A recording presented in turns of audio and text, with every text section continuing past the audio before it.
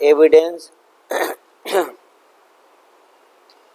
Evidence act के तहत पिछले लेक्चर में आप लोगों को सेक्शन 14 पढ़ाया जा चुका था। सेक्शन 14 से या 14 से निश्चित रूप से एक क्वेश्चन बनता है। यह ज़्यादातर मामलों में इलस्ट्रेशन या दृष्टांत बन जाता है या दृष्टांत न बनकर धारा 14 का एक्सप्लेनेशन नंबर 2 भी बन जाता है, यानी कि प्रायर कन्विक्शन आपका धारा 14 के स्पष्टीकरण 2 में मन की बुरी दशा के रूप में रेलेवेंट बनाया गया है। आइए 14 के बाद आपका सेक्शन 15 देखा जाए।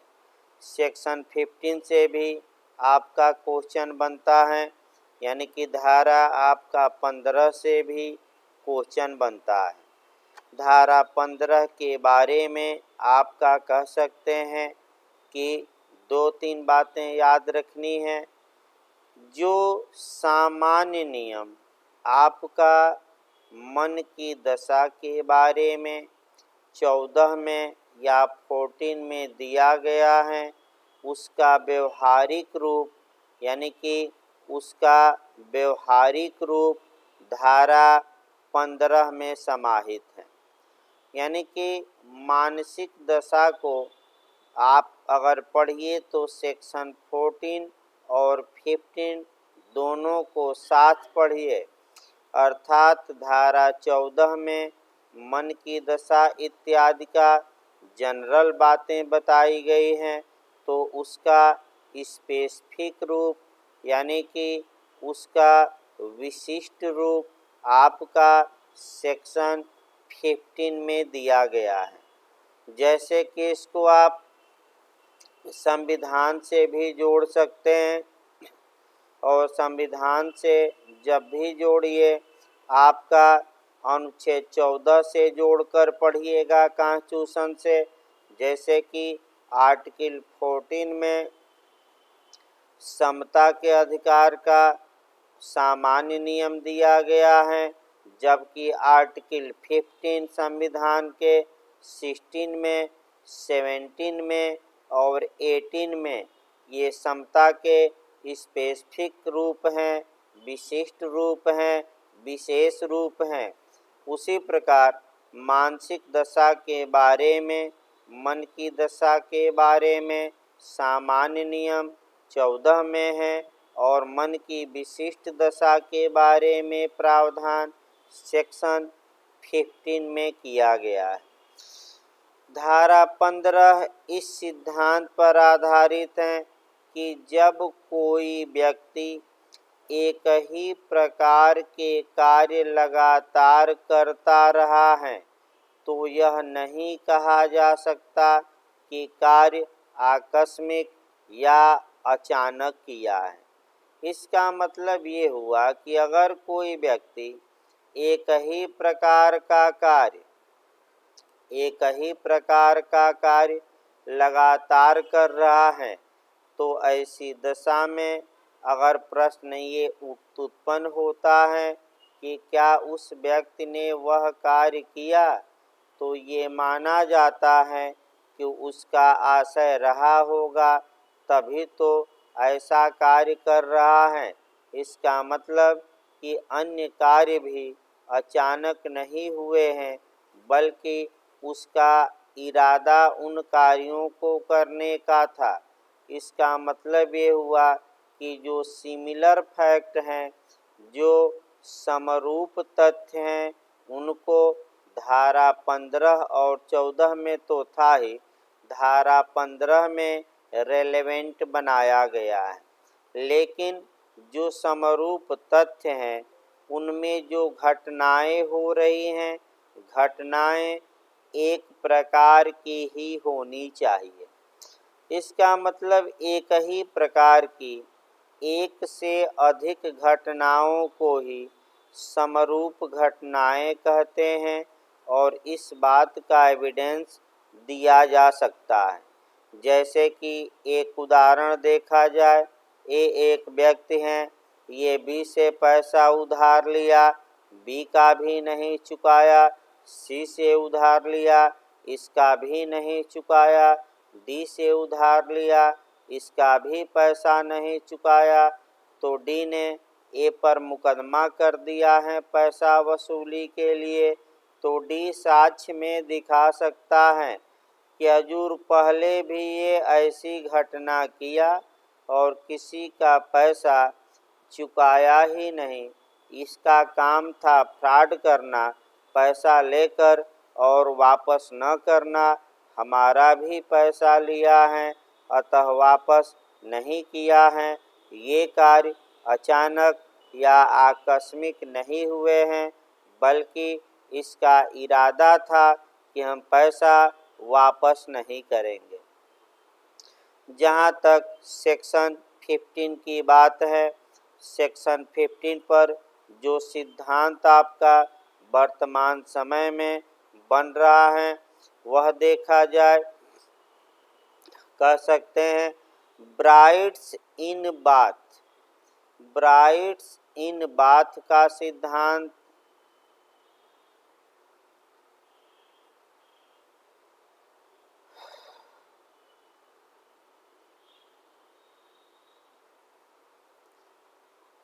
ये सिद्धांत आपका पूछ सकता है, ब्राइट्स इन बाथ का सिद्धांत किस धारा में अभी हम डायरेक्ट आपको बताएंगे, पहले कुछ सामान्य बातें हो जाए।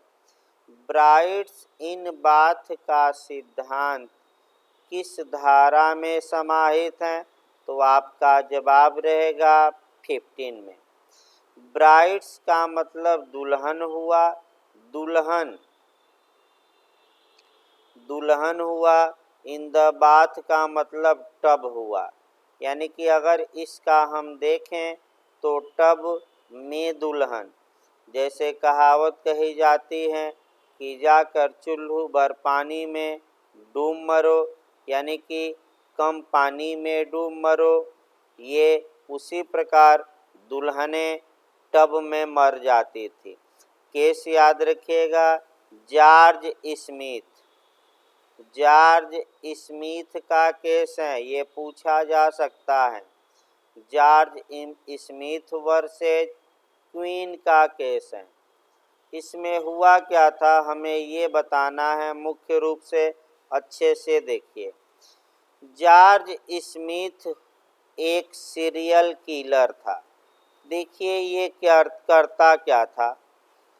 जॉर्ज स्मिथ जो था, मान लीजिए एक स्त्री ए से विवाह किया और ए की इस स्त्री ए की मृत्यु टब में डूब जाने के कारण हो गई।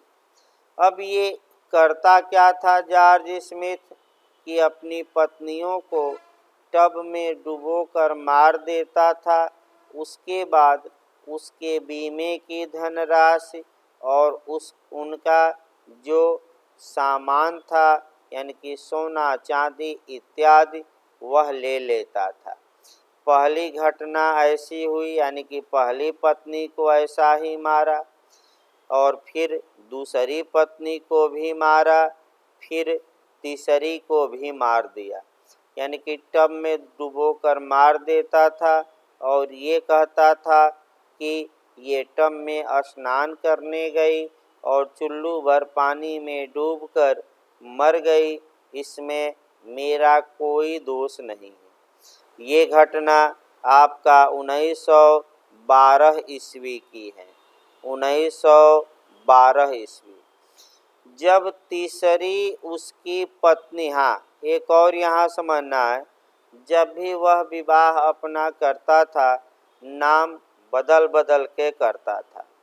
जब उसकी तीसरी पत्नी मर गई तो पुलिस ने जांच शुरू की और जांच में ये पाया कि ये जो दुल्हनें हैं जो टब में डूबकर मर जा रही हैं, ये अचानक नहीं मरी हैं, बल्कि सभी दुल्हनों को जॉर्ज स्मिथ ने जानबूझकर मारा है।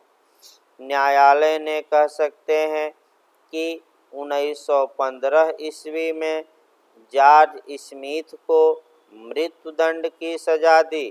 फांसी पर इसे लटकाया गया इन अपराधों के लिए। तो याद रखिए, ब्राइट्स इन बात का सिद्धांत की धारा में 15 में केस का नाम क्या है? George Smith versus queen. अगर ये केस पूछे कि जॉर्ज स्मिथ केस का उपनाम क्या है, तो उपनाम है brides in the bath.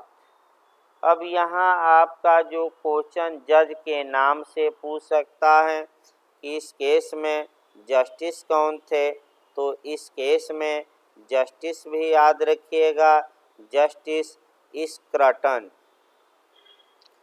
Justice स्क्रटन थे, इसको अच्छे से तैयार रखिएगा, जस्टिस स्क्रटन। इस प्रकार आपका ये केस काफ़ी महत्वपूर्ण है।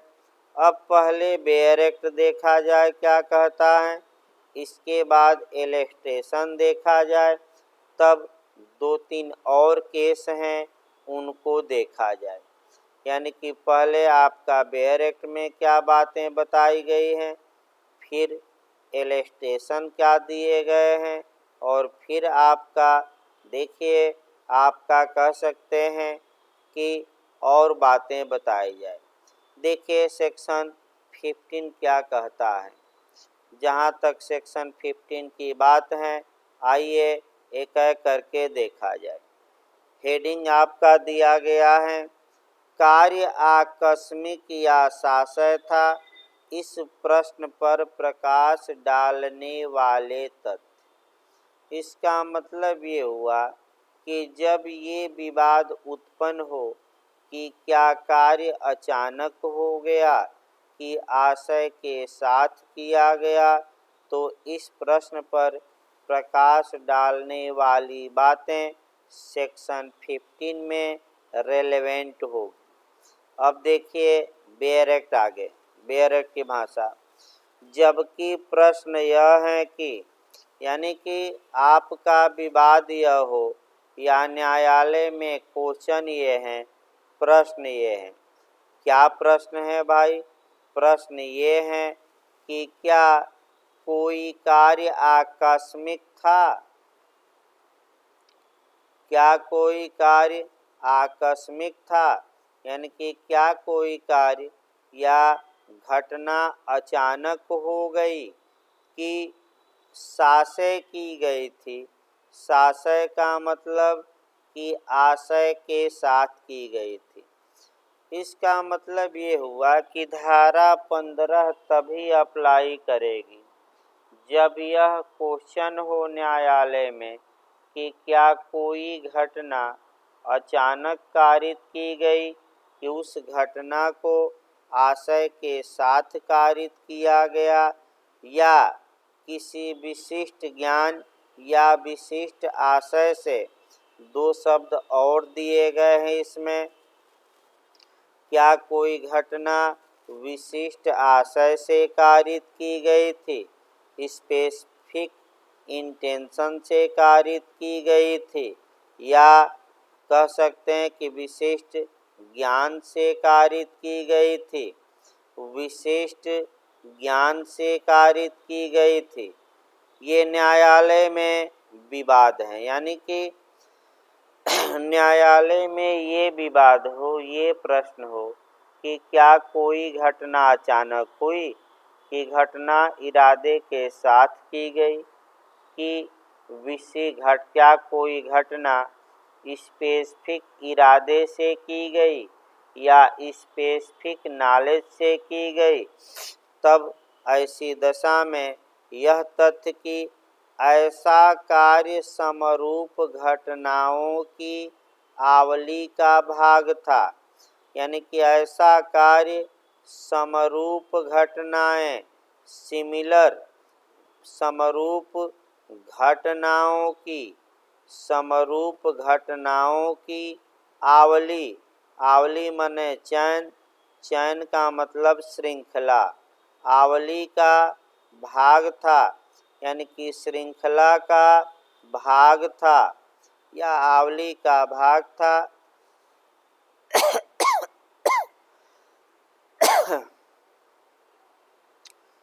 जिनमें से हर एक घटना के साथ, यानी कि जिनमें से हर एक घटना के साथ, यानी कि प्रत्येक घटना में, जिनमें से हर एक घटना के साथ वह कार्य करने वाला व्यक्ति, यानी कि जो व्यक्ति घटनाओं को अंजाम दे रहा था, संपृक्त था।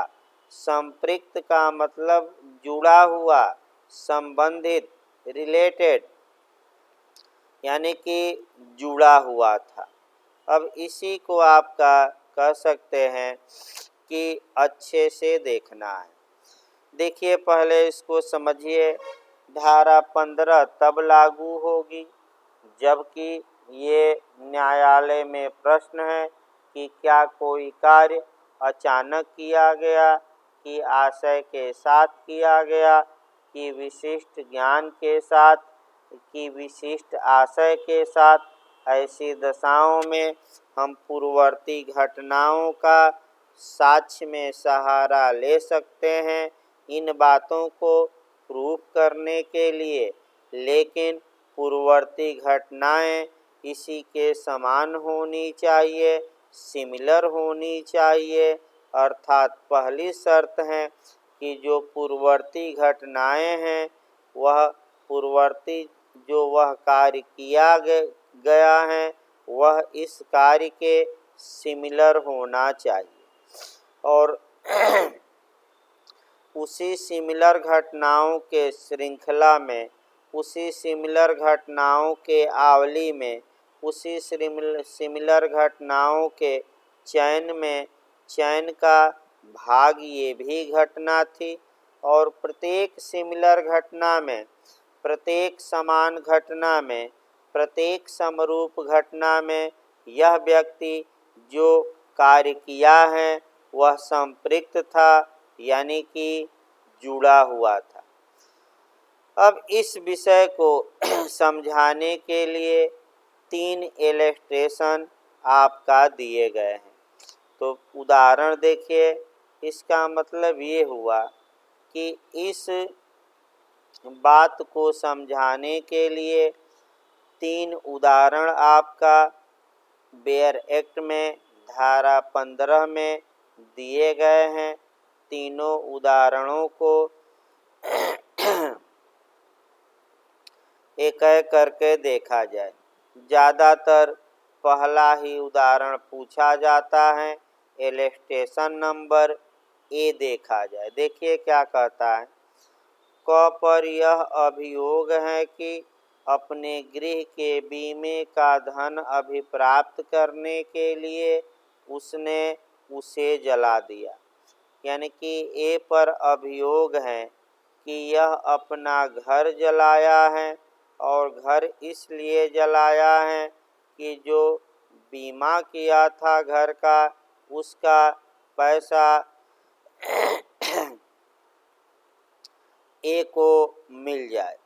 ये तथ्य कि कई गृहों में से एक के पश्चात दूसरे में वह रहा, यानी कि मान लीजिए ये तीसरा घर था, घर नंबर हम 3 बना देते हैं। तो यह तथ्य कि ए घर नंबर 1 में रहा, उसमें भी आग लग गई, और आग लगने के बाद वह बीमा का पैसा वसूला। फिर नया घर खरीदा दूसरा, उसमें भी आग लग गई, फिर बीमा का पैसा वसूल लिया। और तीसरा घर खरीदा और तीसरे में भी आग लग गई, और बीमा का पैसा वसूलने के लिए वाद दायर किया है। तो जो ये तीसरा आपका मामला है जिसमें वह वाद दायर किया है कि बीमा कंपनी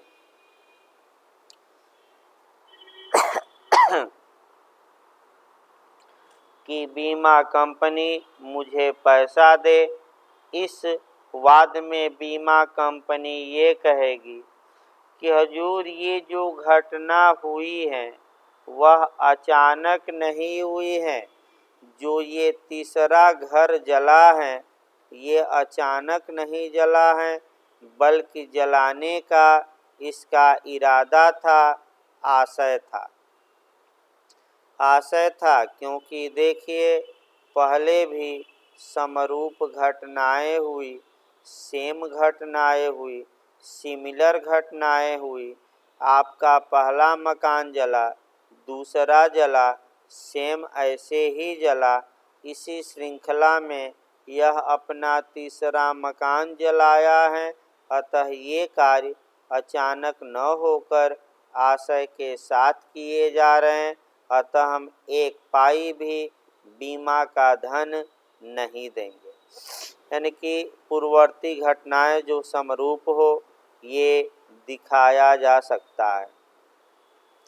अब देखिए आपका अगला दृष्टांत देखा जाए क्या कहता है। जो अगला कानूनी इलस्ट्रेशन है बी। आइए बी देखा जाए। ख के ऋणियों से धन प्राप्त करने के लिए क नियोजित किया जाता है। यानी कि मान लीजिए ए नियोजित किया गया, ए पॉइंट किया गया कि बी के जो ऋणी हैं, यानी कि बी के बी से जो उधार लिए हैं, हे ए तुम जाकर उनसे पैसा वसूलो। क का यह कर्तव्य है कि वह बही में यानी कि अकाउंट में यानी कि हिसाब किताब में वही में अपने द्वारा प्राप्त राशियां दर्शित करने वाली प्रविष्टियां करे। एक किससे कितना वसूले अपना दस्तावेज में, खाता बही में, अकाउंट में लिखे। ये ए का कर्तव्य है। जिससे यह प्रविष्टियां करे, वह एक प्रविष्टि करता है जिससे यह दर्शित होता है कि किसी विशिष्ट अवसर पर उसे वास्तव में प्राप्त राशि से कम राशि प्राप्त हुई है। एक एंट्री ऐसी है जिसमें कि वह कम राशि दिखाता है। प्रश्न यह है कि यह मिथ्या प्रविष्टि आकस्मिक थी या शासय। ये तथ्य कि उसी बही में क द्वारा की हुई अन्य प्रविष्टियां मिथ्या हैं और हर एक अवस्था में मिथ्या प्रविष्टि क के पक्ष में है। यानी कि मान लीजिए 100 रुपया वसूला था और दिखाया था आपका 50 रुपया। तो ये दिखाया जा सकता है कि हजूर देखिए पहले भी ये ऐसा काम किया है। 100 रुपया कहीं पाया है तो 75 रुपया दिखाया है, 100 रुपया वसूला है, 80 रुपया दिखाया है। अतः ये जो 50 रुपया दिखाया है, फॉल्स एंट्री किया है, मिथ्या या झूठा कह सकते हैं एंट्री किया है, ये आशय के साथ किया है, ये अचानक नहीं हुआ है। आइए इसके बाद आपका केस देखने हैं। कुछ केस भी पूछा जाता है। आइए एक एक केसों को देखा जाए। 2-3 और केस आप याद रखेंगे अच्छे से। देखिए आपका क्या क्या केस बनता है। पहला केस बनता है मैकिन जॉन मैकिन एंड सराह मैकिन। याद रखिएगा ये केस भी पूछा जाता है, बीमा से ही संबंधित है। John मैकिन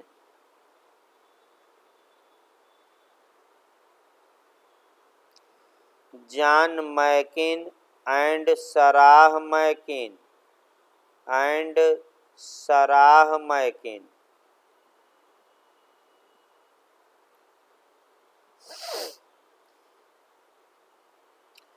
John Mackin and Sarah Mackin versus attorney general for New South Wales. Attorney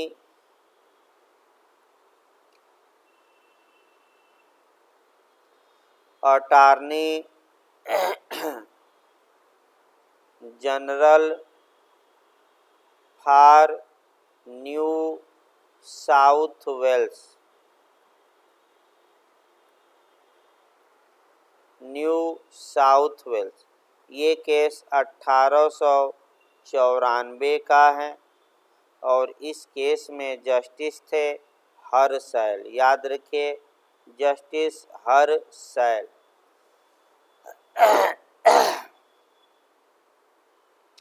जैसे ही जज का नाम आए इसको कॉन्ट्रैक्ट से जोड़कर पढ़िएगा। जस्टिस हरसैल आपका संविदा अधिनियम की धारा 17 से जोड़कर पढ़िएगा। Derry versus Peek, Derry versus Peek का केस है और इस केस में भी जस्टिस हरसैल थे। जस्टिस हरसैल ने कपट की या फ्रॉड की परिभाषा डेरी वर्सेज पिक के वाद में दी थी। यानी कि आपका संविदा अधिनियम से भी कुछ कोरिलेट करके पढ़िएगा हरसैल के बारे में। आइए, ये केस भी काफ़ी भयावह हैं। जिस प्रकार हाथरस कांड की सुनवाई करते हुए आपका कल सुप्रीम कोर्ट ने कहा कि ये जो मामला है शॉकिंग मामला है, धक्का देने वाला मामला है और काफ़ी भयावह मामला है और सरकार है कि पूरी ताकत अपने अधिकारियों को बचाने में लगा दी है। यानी कि सरकार अपनी पूरी ताकत अपने अधिकारियों को बचाने में लगा दी है और झूठ साच बयानबाजी सुप्रीम कोर्ट में भी कर रही है, जबकि आपका तमाम बातें अब उजागर हो चुकी हैं। उसी प्रकार ये भी मामला काफ़ी भयावह है और शॉकिंग भी है। देखिए हुआ क्या था।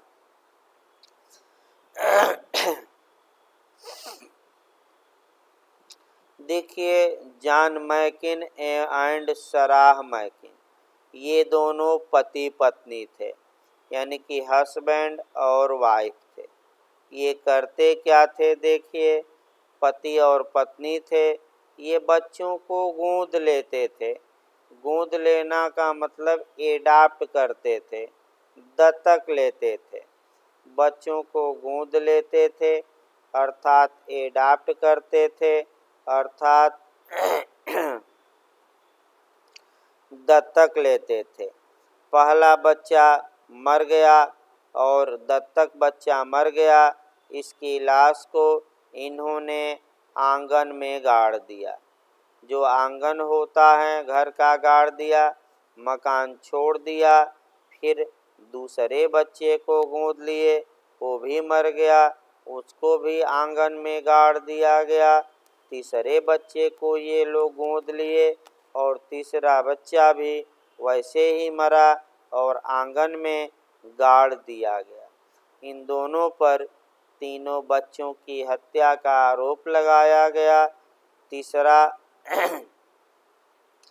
जब बच्चा गोद वाला या एडाप्शन का मर गया तो पुलिस सक्रिय हुई और ये साक्ष्य में दिखाया गया कि हजूर जो पहला और दूसरा बच्चा मरा है वह अचानक नहीं मरा, बल्कि इन लोगों ने इरादा के साथ मारा है, क्योंकि आपका इन लोगों का मारने का इरादा था और न्यायालय ने समरूप पूर्ववर्ती घटनाओं को साक्ष्य में स्वीकार किया और स्वीकार करके पति पत्नी को सजा दे दी। अब आइए आगे बढ़ा जाए। इसमें अभी केस आपका बचा है। अगला केस है आपका किंग एम्परर वर्सेज पंचू दास।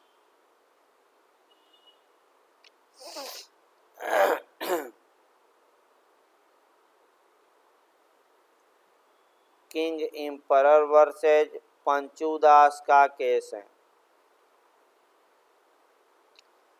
किंग एम्परर वर्सेज पंचूदास का केस है। ये केस 1920 का है। याद रखिए, इस केस में जस्टिस सैंडर्स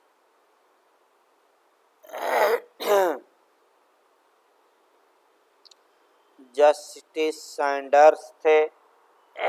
ये कलकत्ता उच्च न्यायालय का केस है, कलकत्ता हाई कोर्ट का केस है। इसमें देखिए क्या होता है।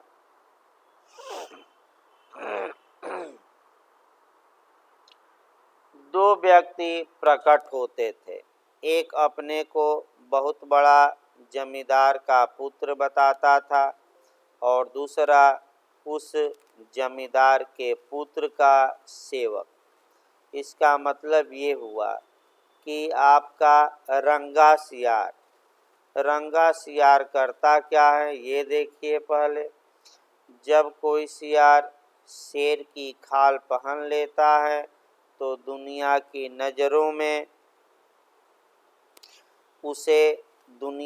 नज़रों में वह शेर दिखता है, लेकिन वास्तविकता कह सकते हैं कि उसकी सियार की होती है। अर्थात माने दुनिया उसे शेर समझती है, लेकिन वास्तव में वह सियार होता है। सेम उसी प्रकार आपका इस घटना में भी होता है। इस घटना में कह सकते हैं एक जमींदार का पुत्र और एक उसका सेवक पूरा ड्रेस पहने हुए प्रकट होते हैं और वेश्यालय में जाते हैं और पहली वेश्या से कहते हैं कि मैं जमींदार का पुत्र हूँ। एक दो दिन रहते हैं, फिर वेश्या की हत्या हो जाती है और ये धन लेकर फरार हो जाते हैं। फिर दूसरी जगह ऐसा कांड किए, तीसरी जगह किए, फिर इन पर मुकदमा चला। न्यायालय ने ये कहा कि पूर्ववर्ती जो घटनाएं हैं वह सुसंगत नहीं होगी, क्योंकि इस मामले में यह विवाद ही नहीं था कि क्या कार्य अचानक किया गया कि आशय के साथ। तो क्योंकि जब तक विवाद ये न हो न्यायालय में कि कार्य आकस्मिक था कि आशय के साथ किया गया था, तब तक ये पूर्ववर्ती समरूप घटनाएं रेलेवेंट ही नहीं होगी। अगला देखा जाए आपका हेल्स वर्सेज कर का केस। हेल्स वर्सेज कर का केस है। हेल्स वर्सेज कर के केस में क्या हुआ था?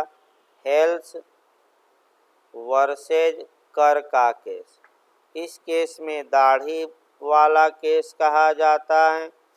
देखिए, ए ने बी की दाढ़ी बनाई और बी की दाढ़ी बनाई तो बी को दाद हो गया। फिर उसी चाकू उस तरह से ए ने सी की दाढ़ी बनाई, उसको भी दाद हो गया, और ए ने डी की दाढ़ी बनाई, उसको भी दाद हो गया। डी जाकर ए के खिलाफ मुकदमा किया कि हमें मुआवजा दिलवाया जाए और पूर्ववर्ती घटनाओं को प्रस्तुत किया। तो यहाँ जो पूर्ववर्ती घटनाएं हैं वह सिमिलर हैं और तीसरी घटना इन्हीं श्रृंखला का भाग हैं, इसमें कोई शक नहीं है। अतः इस प्रकार कह सकते हैं आपका धारा 15 भी समाप्त होती है। और ब्राइट्स इन बात का केस मैं पहले ही बता चुका हूँ। अब आपका एक मेंस का नया क्वेश्चन बनता है, दोनों को मिलाते हुए ये बनता है कि सामान्यतः जो सिमिलर फैक्ट हैं, सामान्यतः जो समरूप सामान्यतः जो समरूप तथ्य हैं वह साक्ष्य में रेलेवेंट नहीं होते, अर्थात विसंगत होते हैं। इसकी अपवादों सहित विवेचना करिए, यानी कि सामान्यतः जो सिमिलर फैक्ट होते हैं उनको साक्ष्य में पेश नहीं किया जा सकता, लेकिन इसकी अपवादों सहित, एक्सेप्शन सहित व्याख्या करिए।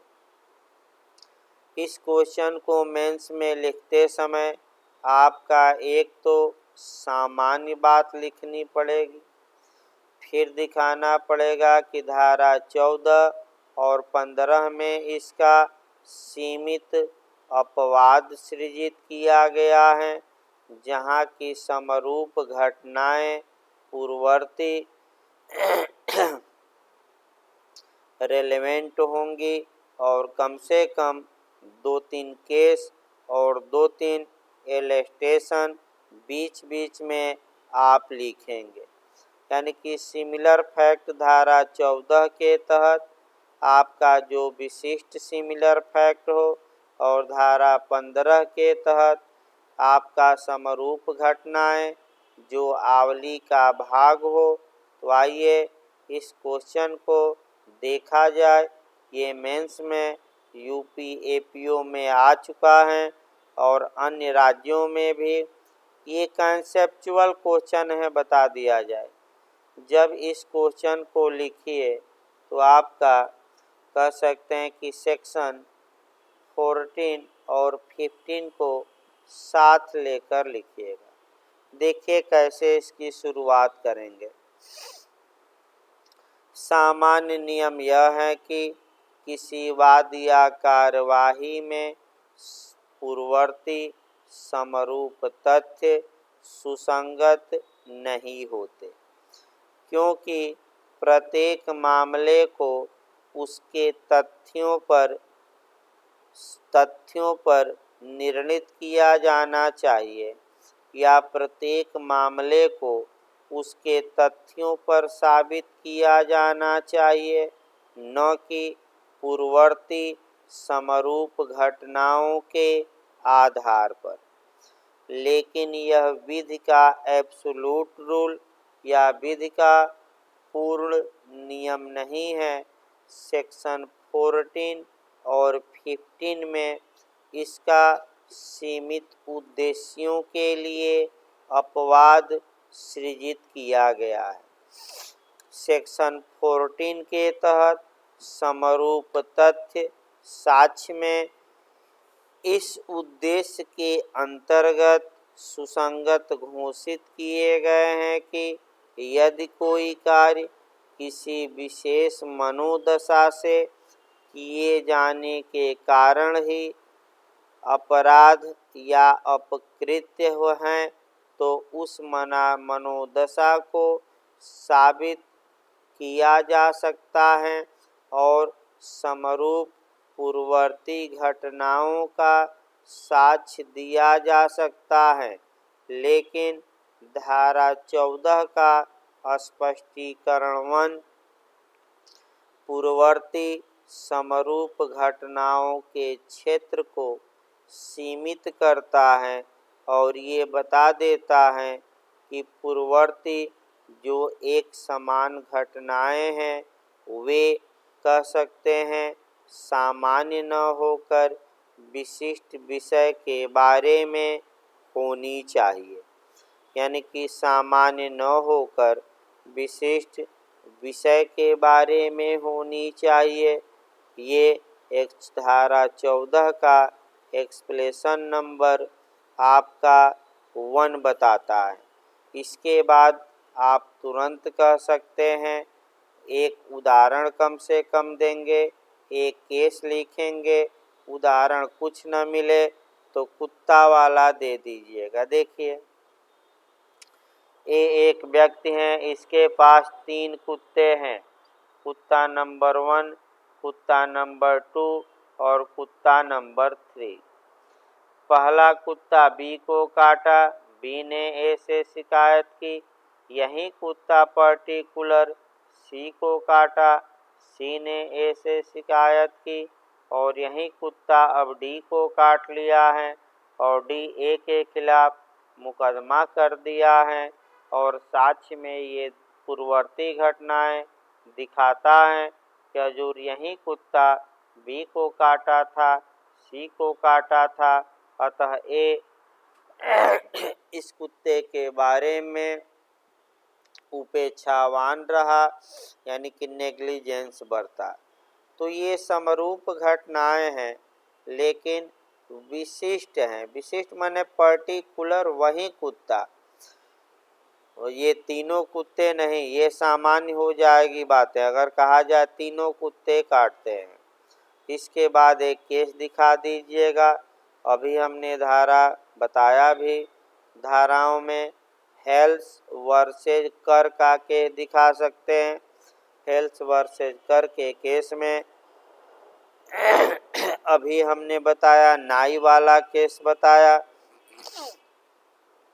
जहाँ कि आपका कह सकते हैं कि एक नाई उस तरह से एक व्यक्ति की दाढ़ी बनाया, उसको भी दाद हो गया, दूसरे की दाढ़ी बनाया, उसको भी दाद हो गया, तीसरे की दाढ़ी बनाया, उसको भी दाद हो गया।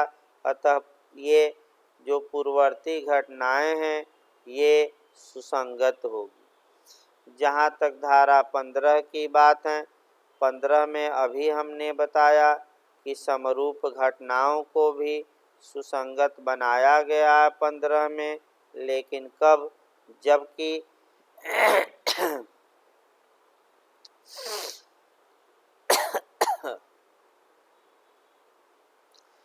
जबकि प्रश्न यह हो कि न्यायालय में प्रश्न या क्वेश्चन यह हो कि क्या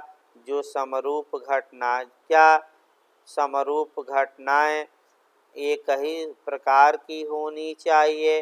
माने जब न्यायालय में प्रश्न ये हो कि क्या ये घटना अचानक हुई थी कि आशय के साथ की गई थी।